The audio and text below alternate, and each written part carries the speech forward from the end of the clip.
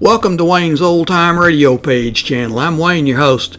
These programs are brought to you by support of our listeners. You can give your support at Patreon or PayPal, either one. There's clickable links in the description below. Thanks for your support and enjoy the shows. If you'd like for me to get you a shout out, there's a link to PayPal in the description below. Leave us a donation. We'll get it up here for you. Just tell us who you want it to. You, a friend, a girlfriend, a wife, spouse, whatever. And we'll get it up here. William Gargan stars as Barrie Craig, confidential investigator.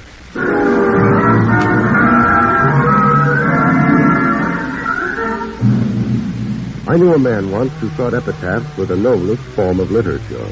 I liked them too. It's the one place where they say only nice things about you. The only trouble is you don't hear them until you're dead.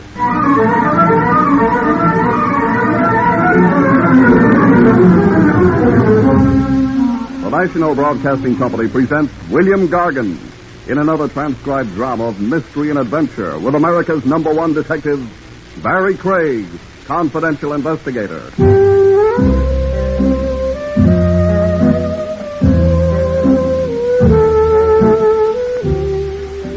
Barrie Craig speaking. I spent most of the afternoon composing a snide letter in my mind to the management of the office building where I rent an office. Although I had no fundamental objections to a little dust here and there, I felt nevertheless that it ought to be disturbed from time to time. The old lady picked by the management to do the cleaning apparently had other ideas. They consisted mostly of rearranging the furniture in the office. This was a small laugh because the furniture consisted of one desk and two chairs. By the time I got the letter all finished, I was too tired to write it. I decided to let it go till the next morning. That way I'd be employed for another day. Hey, this was no hour to acquire a client. What did they think anyway, that Barrie Craig didn't keep office hours like anyone else? If that's what they thought, they were right. Come in. Oh, good afternoon. Craig? That's right. My name is Jason Potter. How do you do? I'm disturbed about my wife. Well, that happens. Has she been making eyes at people, or what? Not at all. I almost wish she had. How large an almost is that? It was merely a manner of speaking. My apologies. What disturbs me is her sudden interest in literature. You don't approve of literature? It's not that. You see, Mr. Craig, my wife has been going about pricing epitaphs.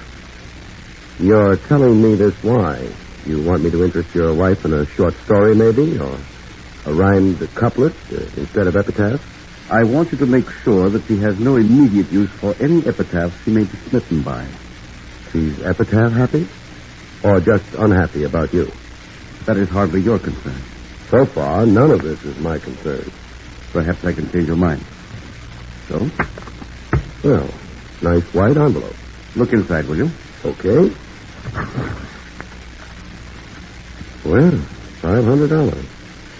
You really don't care for epitaphs, do you? Not my own. Not for some time yet. How long do I have to keep you alive in order to earn this? Until I get my divorce. I don't handle divorce cases. It won't be necessary for you to. I have all the required evidence. I merely want you to see to it that I'm divorced by a judge, not by a bullet.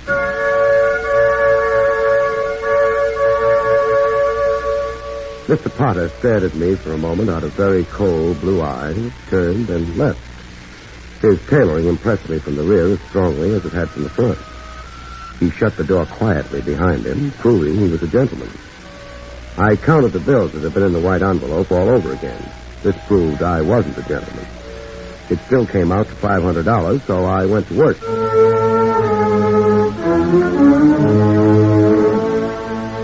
I picked up the Potters at their townhouse. Of course, I didn't know if they had a country house, but they certainly had a townhouse. All they needed was Grant to make it a dead ringer for Grant's tomb. They went downtown, and I followed them. They parked, and I parked. They walked into the Parakeet nightclub, and I walked into the Parakeet nightclub. Good evening, monsieur. I take your hat, no? No, you couldn't put my hat in with those others you've got there. Why not, monsieur? They'd probably walk out and protest. Monsieur is a wit, no? Monsieur is no wit at all. Not only that, but he remembers you from Brooklyn. Oh, Mr. Miggs, the dress is... Barrie Craig. Hi, Marge. Not Marge, Mr. Craig, I'm Fifi. The management decided they needed a French hat check girl. I guess they kind of figured it was sexier or something. I'm sure the hat's appreciated. So I'm Fifi. You make a very nice Fifi. That couple that just walked in, the Potters, do you know anything about them? Oh, no, not a thing, Mr. Craig. Of course, Mrs. Potter's name used to be Gloria Blair. Her father used to be a millionaire, only recently he wasn't a millionaire anymore. She's 27 years old. Her hair used to be 3 shades lighter, and she's got a small mole under her left shoulder blade. She hates pajamas. Gosh, I wish I could help you out. But you don't know a thing about her. That's right, Mr. Craig. What was she doing before she married Potter? For fun or to eat? To eat. She didn't eat much. Oh. But for a while she tried to make a buck as a singer. Here. Potter struck me as being a very cautious cookie. How did she manage to land him? It's a laugh. Fifi, I'd like to laugh, too. Oh. Well, I think they incorporated her. They incorporate. Fifi, how would you like to be strangled? Gosh, I don't know. I guess the fellas I've been out with were too bashful to try. Who incorporated Gloria Potter? And Mr. Jones, mostly. You see, Mr. Potter was always scared some girl would marry him for his money. He was silly. What else does a girl get married for? Well, I'll check, and if I find out, I'll let you know. But seeing Mr. Potter was so prejudiced, this Mr. Jones gave Gloria a lot of money so she could pretend she was still rich. And she did, and Mr. Potter married her, and it was very romantic. Yeah, I can see that. Where could I find this Mr. Jones if I wanted to? You want him to incorporate you, too? No, I'm not planning on getting married. Well, Mr. Jones, his first name is Oswald, but he doesn't like people to know that. He's got a very beautiful apartment over at the Barham Towers. It's kind of a hunting lodge. It's on the 11th floor. A hunting lodge on the 11th floor? What does he hunt? Well, never mind. I'd better get back to work. So long, Fifi. Gosh, I wish there was something I could have told you about Gloria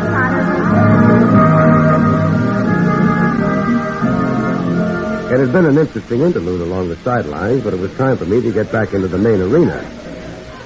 The Parakeet was a very handsome and expensive nightclub filled with handsome and expensive people. I waved off a head waiter and stabbed myself a table a couple of feet from the one occupied by the Potters. I had my first chance to take a good look at Mrs. Potter. I took a very good look.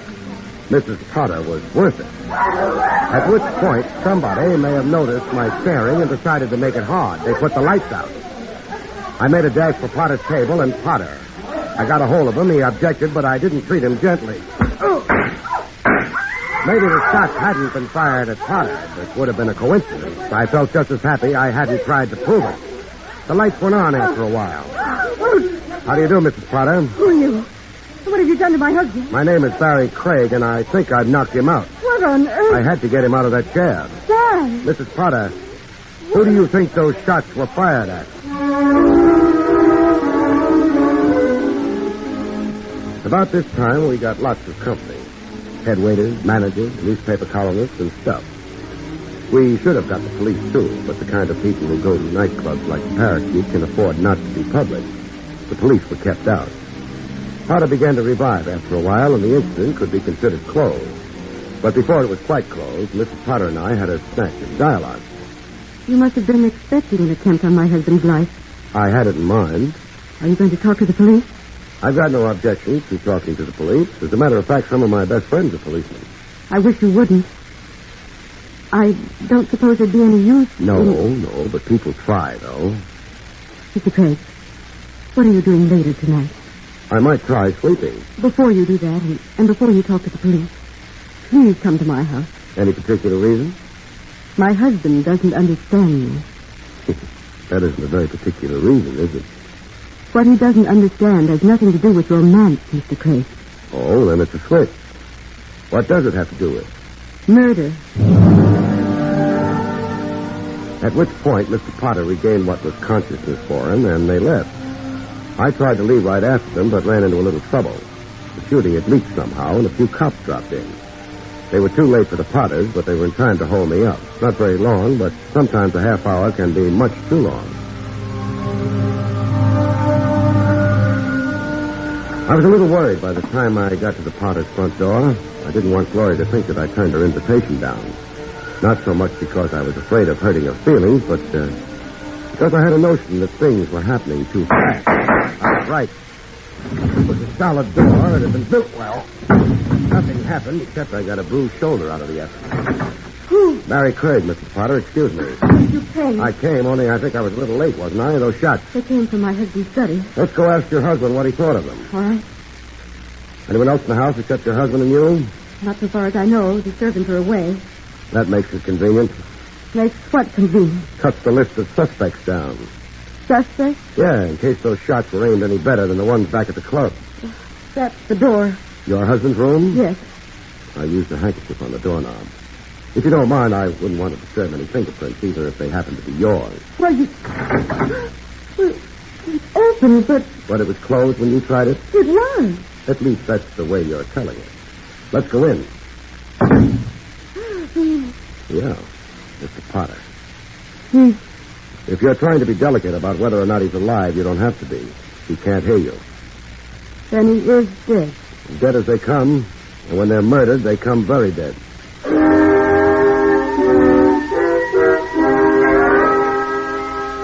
Gloria Potter went to her room in order to grieve, exult. I didn't bother speculating. I phoned the police and waited until they came. Barrie, Yes, Lieutenant Rogers? stop being so formal. I got the report of the business back at the Parakeet Club. I imagined you would. You were there too, Barrie. Uh-huh. And then you show up here. It looks suspicious as anything. Now, don't kid me just because I went to college, Barrie. It wasn't my fault. I was an underprivileged child. My parents had money. We won't hold it against you. Maybe even as the years go by, you'll be able to overcome your handicap.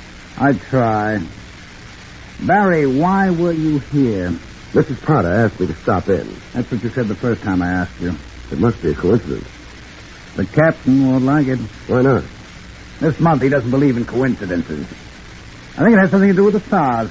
Barrie, you had a date here to do what? Mrs. Potter asked me to stop in. She said she wanted to explain something to me about how her husband didn't understand her. That's not going to sound so good in a murder trial. Doesn't sound so good even here. Have you talked to her? The doctor tells me she's suffering from shock. Translated, it means she doesn't want to answer any questions just now. I wonder why. Maybe she doesn't know the answer. Are you going to book her, Tran? I don't know. 9 times out of 10 I would. What makes this the 10th time? I'm not sure. Not enough facts for one thing. For another, nobody's mentioned a motive to me yet. You got a motive handy? I looked hastily through my pockets but couldn't find a motive. Lieutenant Rogers watched me with a highly unimpressed eye. I shrugged my shoulders and asked the lieutenant if I could leave. He wasn't happy about it, but I left anyway. Sure, I might have supplied him with some information about a motive, but it wasn't entirely my own secret. I thought maybe I ought to get Mr. Jones' permission, Mr. Oswald Jones.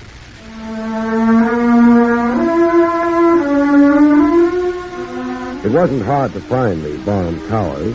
The 11th floor had an elevator running to it, which I used. It may have been a hunting lodge, but it had an ordinary door out in front of it. I hoped Oswald wasn't out hunting. Yes, The name is Barrie Craig. You're Mr. Jones? I am. Mind if I come in? That would depend on the nature of your business, Mr. Craig. I'm a confidential investigator. Indeed. That, however, is your occupation. Your errand? Gloria Potter. I dislike seeming finicky, but that again is merely a name, not a description of the reason that brings you here.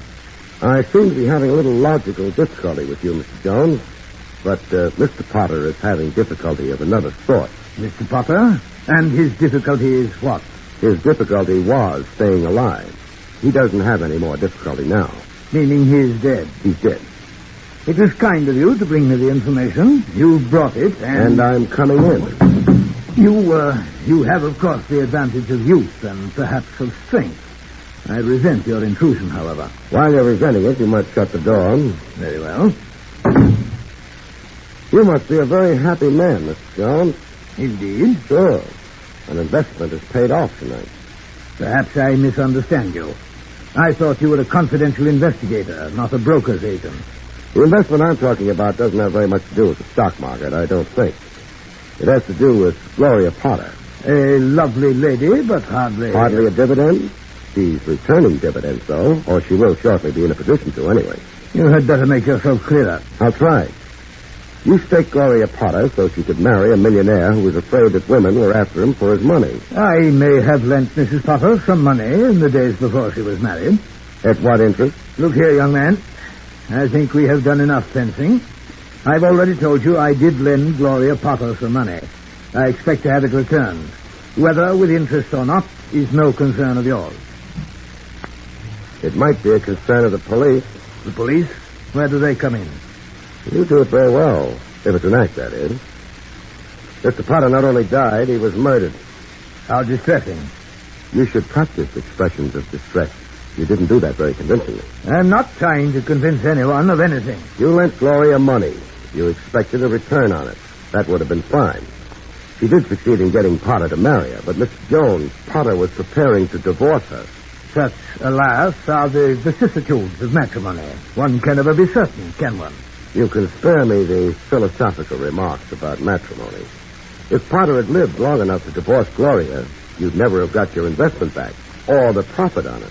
Then I suppose I must be mildly pleased that Mr. Potter did not succeed in divorcing Gloria. Sure, you must be pleased. What I'm curious about is, how much of an effort did you make to guarantee your investment? Are you implying that I had anything to do with Mr. Potter's unhappy decease? I'm asking you if you had anything to do with murdering him. That seems to me rather naive, Mr. Craig. Assuming that I may have had a hand in his untimely taking off, would I be likely to tell you about it? I don't know. There are no witnesses present. You could tell me in perfect safety. Perhaps.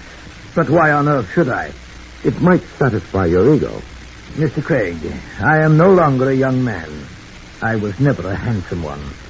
I perforce learned a great many years ago to abjure ego satisfaction, at least of the more obvious sort.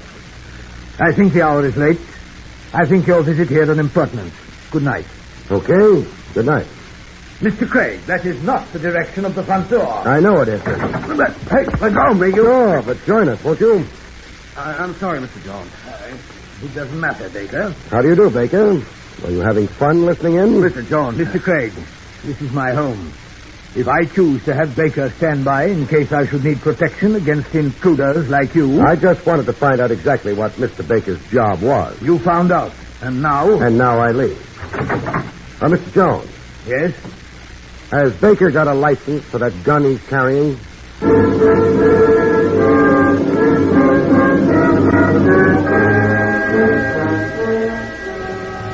I'd left my car parked 3/4 of the way down the block from the bomb towers.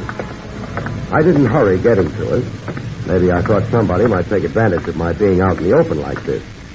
The street was clear of pedestrians and of traffic. If anybody was going to take a crack at removing Barrie Craig from the case, this was the time I preferred. I was waiting for it. But nobody took advantage. I got into the car. Then I stuck the ignition key in the lock, turned it, and got out of the car as fast as I could move. Nothing on my car is supposed to tick when you turn the ignition key on.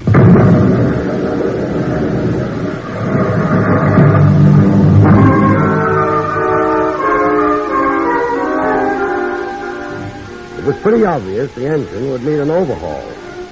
I didn't stay around to admire the wreckage. I thought that anyone who had gone to all that trouble of depositing an explosive in my car and hooking it up with ignition deserved to think that I'd been blown up with it, for a while at least. Besides, I had a phone call to make. Homicide, Lieutenant Rogers speaking. Hello, Trav. Found any motives yet? No, but I found something else. What? A wrecked car. Whose wrecked car? Mine. We don't issue traffic tickets in homicide. This particular car is in your jurisdiction, though. Or would have been if I hadn't got out of it fast enough. Somebody arranged to have it wrecked? Somebody arranged to have it blow up with me in it. Where are you? Now, that's not important at the moment. Trav, you've got a handful of uniformed men hanging around the late Mr. Potter's residence. Sure. Take them away. Are you losing your mind? No, I'm trying to find the killer.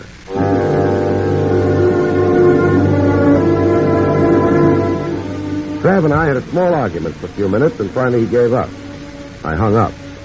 Then I tossed a mental coin to see who I would visit next. Turned out to be Mrs. Potter. Of course, I cheated. I wondered how surprised Gloria Potter would be to see me. Oh, Mr. Craig. She wasn't much surprised. May I come in? I suppose so. I don't have much of a right to decide what to do or what not to do right now. That sounds very bitter. It is. The cops have been getting in your hair? It's their job, I suppose. Well, they're not working at it anymore. What do you mean? No more cops around the house. You're joking. No? You've got a window. Take a look. I shall. But you're right. Is that why you came? Because you knew the police had gone? Could be. Then you're another... Then I'm another what? Nothing. Well, if it is something, you'll tell me yourself in due time.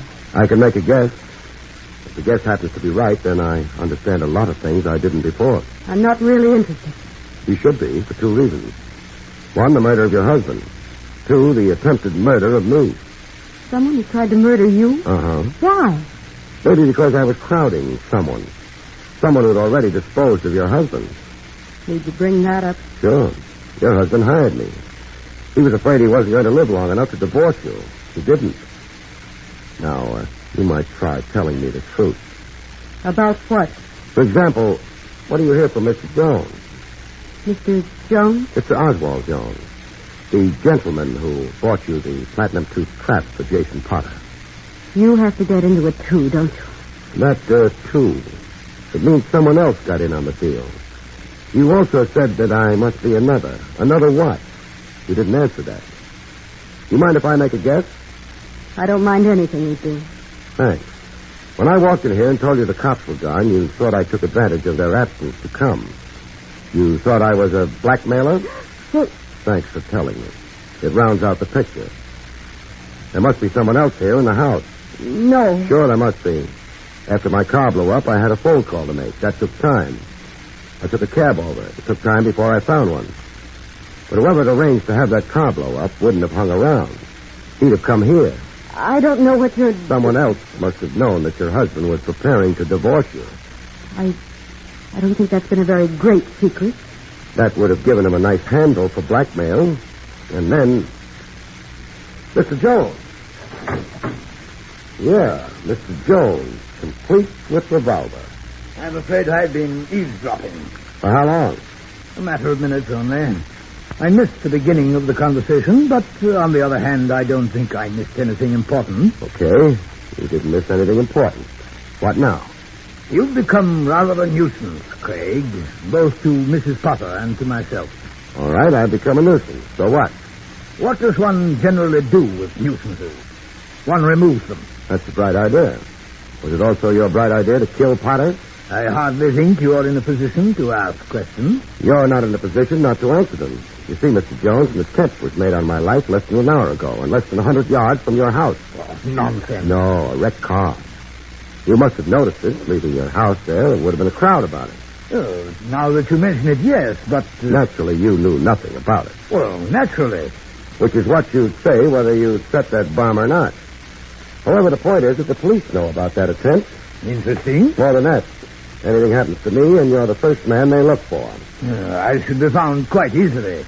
But that hardly constitutes proof. No, but how much proof would they need against a man with your record?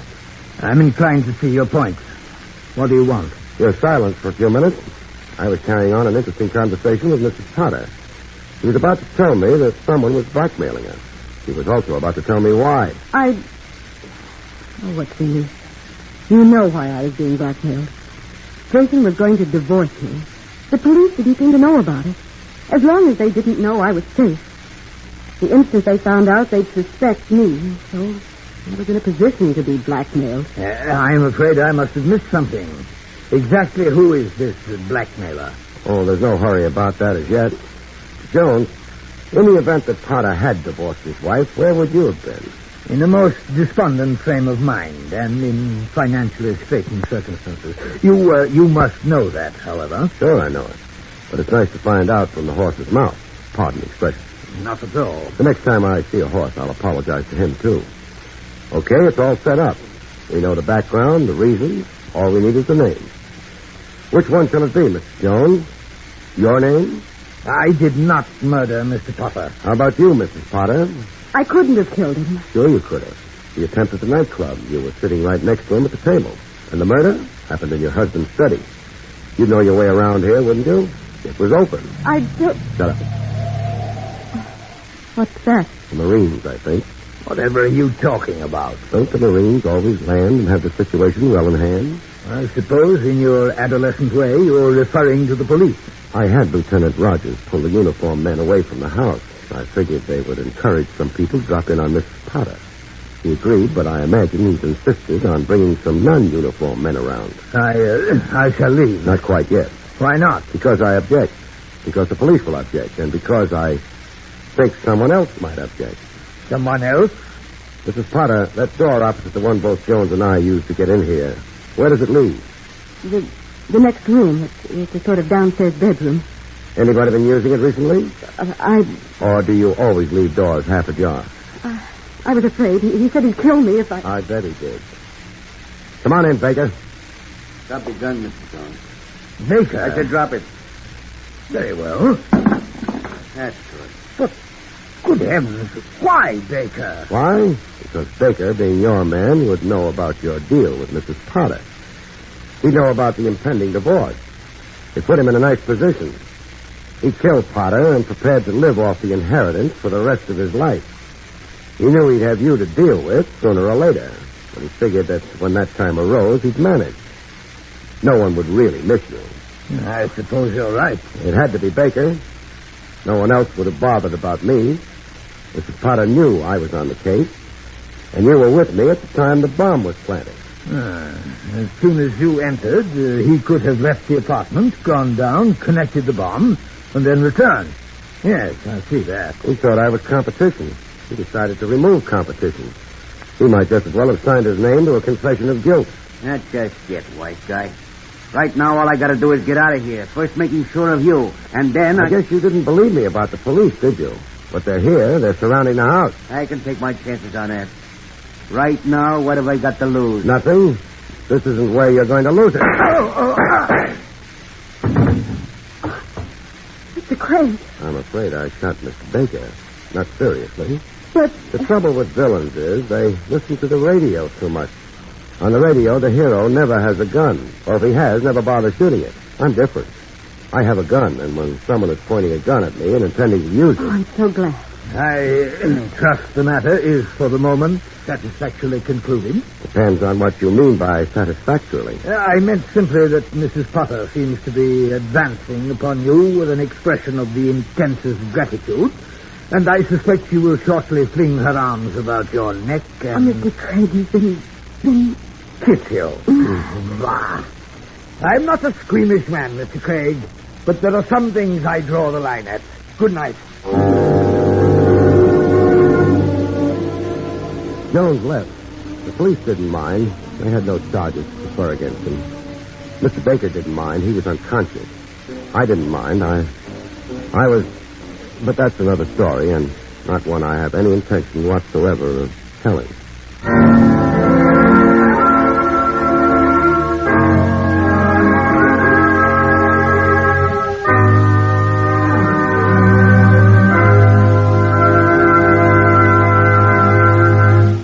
You've been listening to William Gargan in another exciting transcribed mystery drama from the adventures of Barrie Craig, confidential investigator. Tonight's story, Dead Lost, was written by Lou Vittis. Next week, it's the strange story of the Big Grab, about which Barrie Craig has this to say. Next week, 4 crooks and a discarded wife gang up on a fight camp in a plot to steal its purse, only to find the camp has a secret weapon handy, the Triple Cross. Good night, folks. See you next week.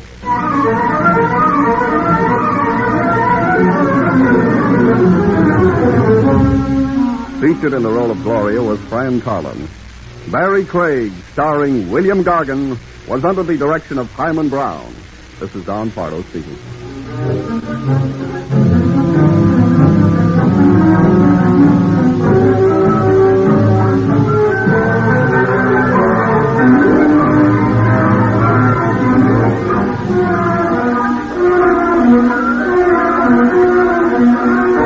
This is NBC, the National Broadcasting Company. These programs are brought to you by support of our listeners. You can give your support at Patreon or PayPal, either one. There's clickable links in the description below. Thanks for your support and enjoy the shows.